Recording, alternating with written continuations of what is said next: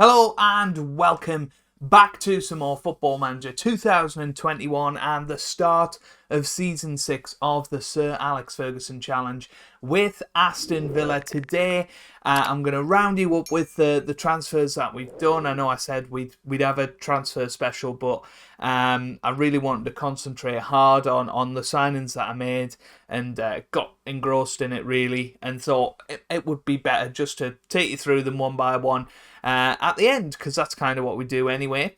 And then we're going to take on Southampton in our first match in the Premier League of Season 6, because this year is a huge year. Last year, a write-off, other than our runs in the Cups. We're just going to write it off and come back fresh this season. So, without any further ado, let's go back to the end of 2024-25. Steer your eyes away a little bit from the left-hand side, and I'll show you some of the signings or the outgoings. Brandon Williams is the first departure, which might be quite a surprising one. He is an excellent centre-back, full-back, and may well be a bit of a surprise that he's gone. And it surprised me a little bit, really, that I let him go. But a 30 million offer came in from today's opponent, Southampton, and I thought that was too good to turn down, really. So Brandon Williams has gone for 30 million. He only played 17 times last season, and only a 6.53 average rating, so it wasn't his best season, and I thought we'd cash in on him while we could. We also brought in these players before the 1st of July, which is usually when I come in to do the transfer special. So Callum Hudson-Odoi came available. He's 24 years old now, still a very, very good player. He's been at Chelsea, of course, his whole career so far. He's done pretty well with them when he's been given the chance. 21.5 million. I thought that was a pretty good signing for a 24-year-old Englishman, as highly rated as Hudson-Odoi is. Declan Rice, really proud of this signing because he is an incredible defensive midfielder, sort of central midfield option, and I think he'll do us really, really good. £54 million we had to shell out for him, but you can see his attributes are fantastic. He's still only 26. He's been at Man City the last few years and has played, or was there last season, sorry. He was at Inter Milan before that, as he left West Ham to go and join Inter Milan, and you can see he had a fantastic 3-year spell at Inter. Came to City last season, didn't hit the same heights, but City had a poor season last year. Hopefully he can improve as being, one of the central figures in our squad. And then we signed our first wonder kid of the save. Jorge Salles has come in from Internacional. He's a Brazilian under-20s capped player. He is described as a wonder kid. He came up on the scout reports, and I just jumped at the opportunity of signing him, really. He's obviously got potentially 5-star potential, and he's already a 3-star player. He's going to be starting today. We're going to have a little look at him. He's got a decent goal-scoring record so far in his career. He's scored 32 and 82 appearances. Has also assisted 11 because he can play anywhere behind the striker as well. So for £18 million, that could be a huge signing for us. He's already valued at £28.5 million. I think he could be a special one. So let's move on then. After the 1st of July, these are the outgoings. So quite a few notable ones, really. Eden Hazard went on a free transfer to Galatasaray.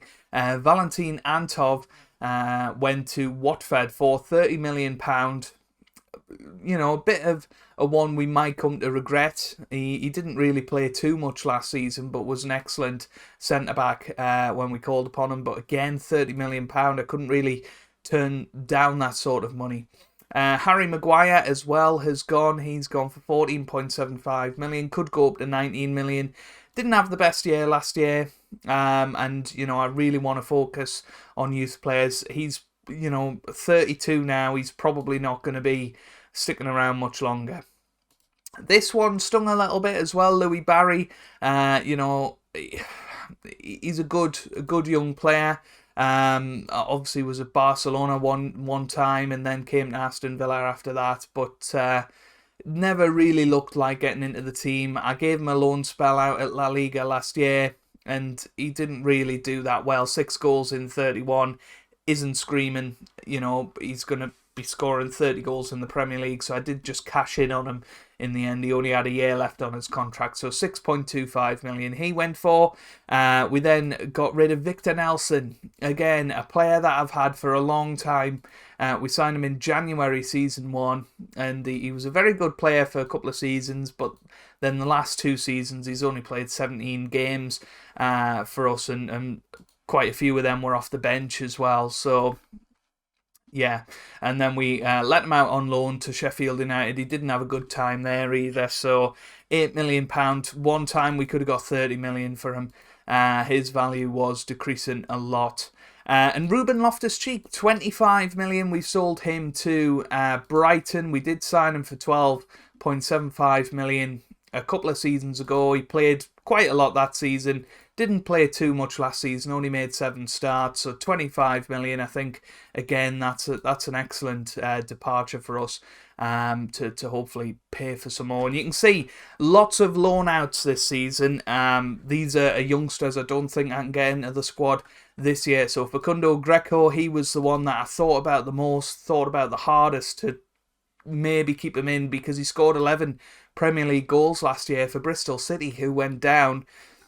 Maybe in a team like us, he could have done better.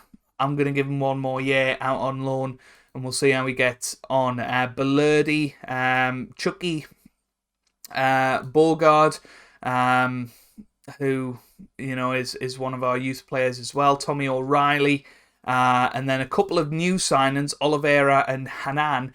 Both came in on free transfers, and we sent them out straight away. I mean, this guy looks pretty good. Francesco Oliveira, possible 4-star potential. He's gone out on loan to Angers in France. He's come from Tottenham, him. And Oliver Hanan from America. He was at Borussia Dortmund. We've brought him in on a free transfer, and he's gone out to Werder Bremen to try and get some first-team football. Again, could be 3.5-star potential. And if nothing, they're going to make us some money. Let's be honest. So, let's take you through the signings then. Emre Kurt has come in from Fenerbahce. Another wonder kid that showed up on the scout reports. He looks like a really top quality player. And for 6.25 million, I think we've absolutely stolen him. Lots of the top teams were interested. He's already 3.5-star ability. According to these scout reports, he's already our best left back. He's our 3rd best centre back, and is 7th best right back. But we've got a lot of right backs, to be fair, and you can see that he's potentially going to be a 4-star player in the end. We also signed Diogo Costa from Zenit St. Petersburg, a 25-year-old Portuguese international goalkeeper. He's already went up to £30 million. I said at the end of last season, one of my top targets was getting somebody as a long-term replacement for Emiliano Martinez. He's already a full star, better than him as he's come in. So we'll see how he gets on. I think there's going to be a lot of rotation and trying to decide which one is the best out of him and Martinez. We then signed Thomas Esteves from Benfica, I think. It was Porto, I think. 23-year-old Portuguese right back. Got some excellent attributes, and he's only 23, so that's really what attracted me to buying him. Certainly for that money, 19.5 million. He's done all right at Porto. I mean, the last 2 seasons he's played fairly regularly for them. And Porto are one of the top European clubs, so a bit of right back cover for us. Lucas Digna, no idea how to say it. Dean. We're just gonna call him Lucas. Lucas. There you go, Lucas from Everton. Who he's been there since 2018-19, played for Barcelona before that, but he's played pretty much every year for them. A bit of left back cover, a bit of experience in the squad. I think that might well be our only signing of somebody over 30. So, I'm improving somewhat. I've already shown you Oliveira and Hanan, and this guy, really excited about him. Oscar Garcia, again, another wonder kid that showed up on the scout reports. He's 20 years old. He's got some excellent attributes. And if you have a little look at how he's been getting on in Mexico, he's been doing very well. I think this guy could be special. He's already got 21 caps for Mexico, who are no pushovers. They're ranked 8th in the world. So, he's played 21 times for the 8th best team in the world country. And yeah, I think he could be really, really good. He's got some excellent attributes. We're training him as an inside forward at the moment. Going to try and improve that finishing a little bit. But 20 years old, he could be really special. And then in the last few days, we've signed this guy, Mohamed Mulder from Groningen. 22-year-old Dutch player. He's a defensive midfielder and a true out-and-out ball-winning midfielder. But to be honest with you, I think he's got decent stats for being a deep line playmaker as well. It's only his passing and his vision that needs a little bit of work, which I know are two of the key points of being a playmaker. But he has got some excellent other attributes in there as well. So, particularly his first touch.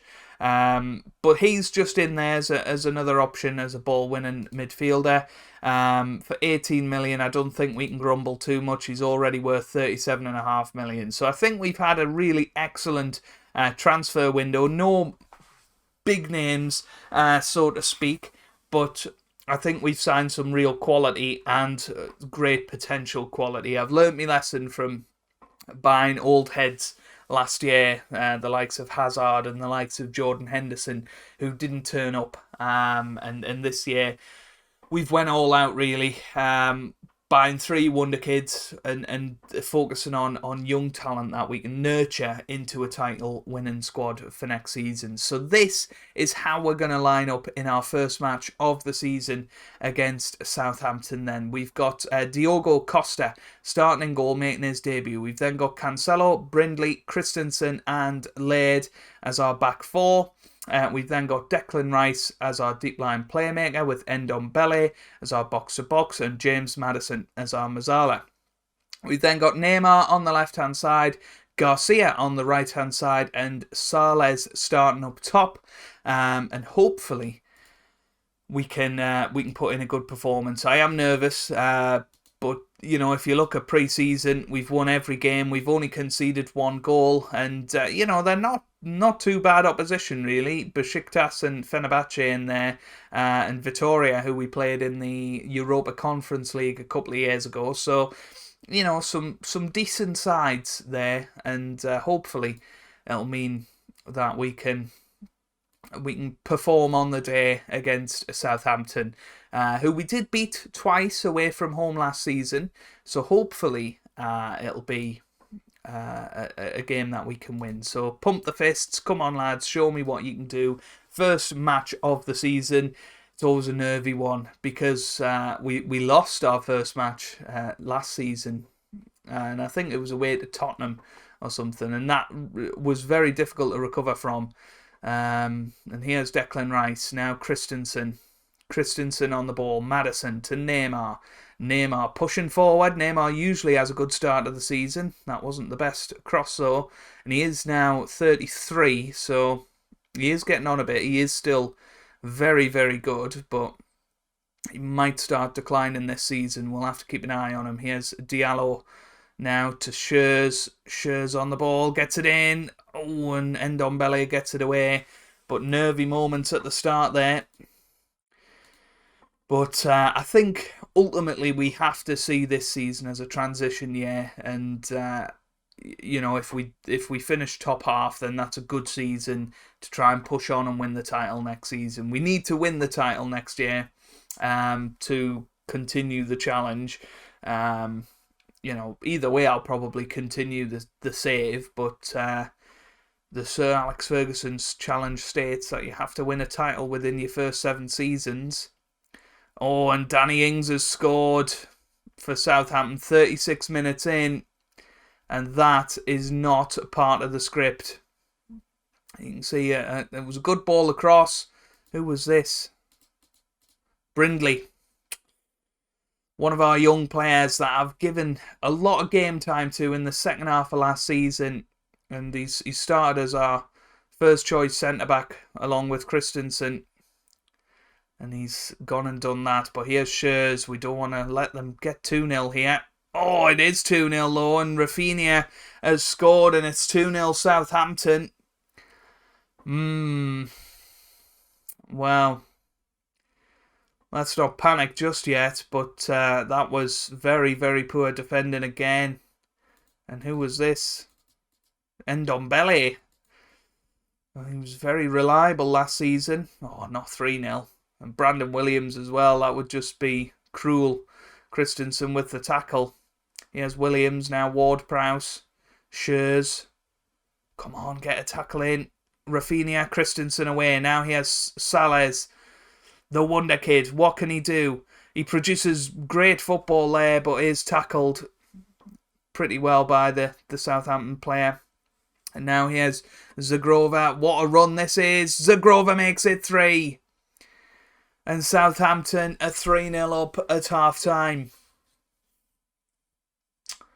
Oh dear. Oh, well. We were just nowhere near them there. I have to say, a lot to be desired with that goalkeeping there. He's meant to be just as good at shot stopping as Emiliano Martinez, but found out last season Kepa, wasn't any better. And maybe we just should stick with Martinez. But here's Demir. We've completely fallen apart here. And once again, Southampton almost on the score sheet. And that is not a good start. In fact, that is very worrying. Very worrying indeed. Oh, we'll give them 10 minutes or so to try and make up for it in the second half. But they just don't look like they're passionate. Of course, we are going to have to gel a bit and let the young players make their mistakes this season, but it's not looking good enough so far. Salah's making decent runs, but not having the final product so far. We have got Calvert-Lewin and Watkins on the bench, should we need them. Here's Diallo. Now Rafinha. Oh, it's a good save by Diogo Costa. But this is highlight after highlight at the moment. Ward-Prowse. Zagrova. Now Ings. Gets it forward. Laird is there. Diogo Costa away. Now Neymar could have been there but didn't do anything. Rafinha. Diallo. Forward to Shears. Shears into the middle. Oh, it's a penalty. I just can't believe what they've done there. So here we go then. Can Costa save us? No, he can't. It's 4-0 Southampton.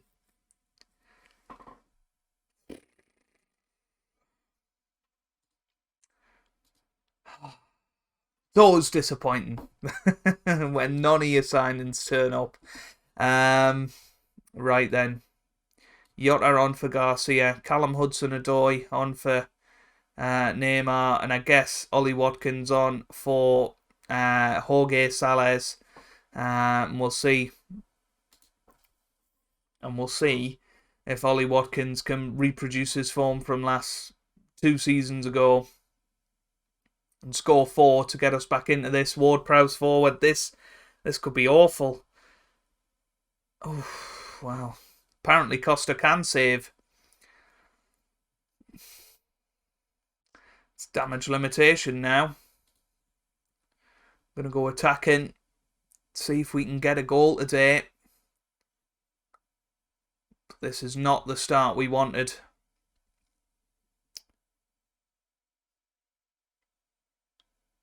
Diallo gets it forward to Shears now. Shears on the ball. Here's Hudson-Odoi. Back to Costa. Ndombele gets it forward to Watkins. He has Jota now. Jota gets it through, but it's just not going our way. Brindley forward to Cancelo now. Into Watkins. Oh, how has that not gone in? How has that not gone in? Come on, boys. Rafinha. Now Diallo.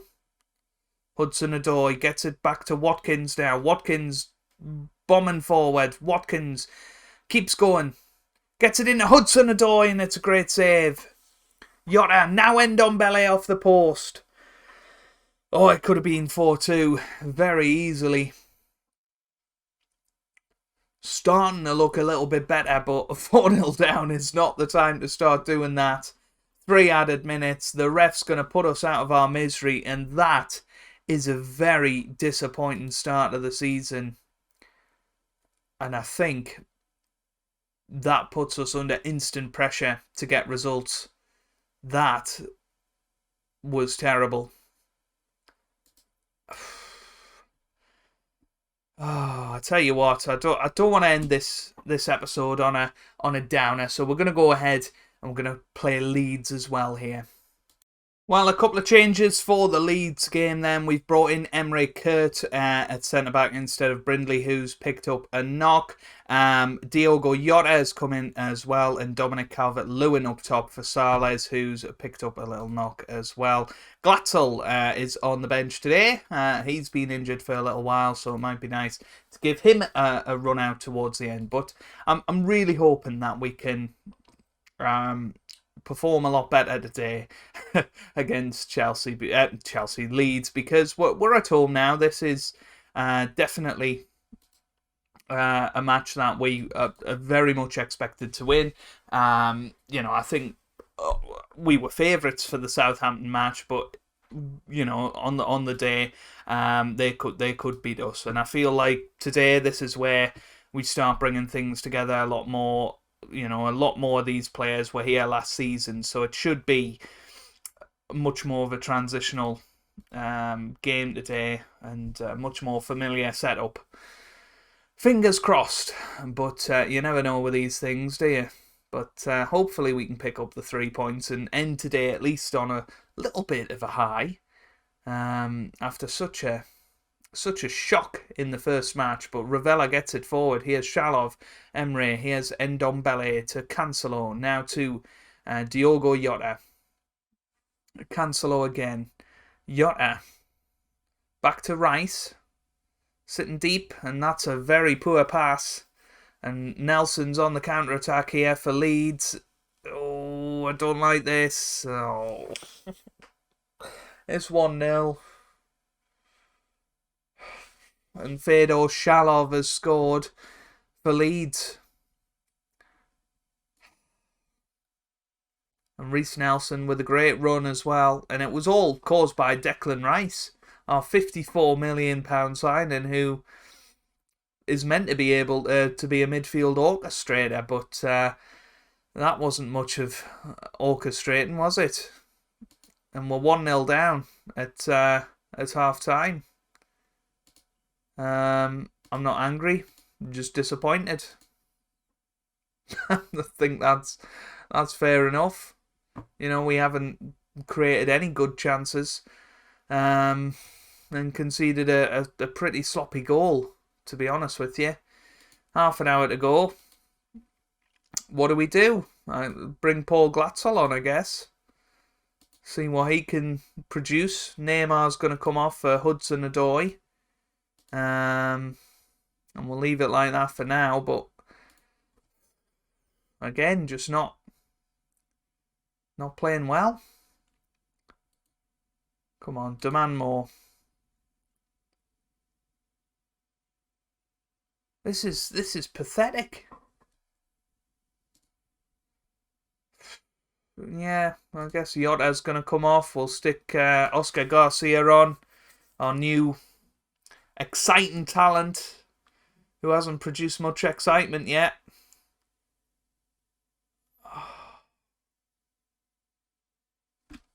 Oh.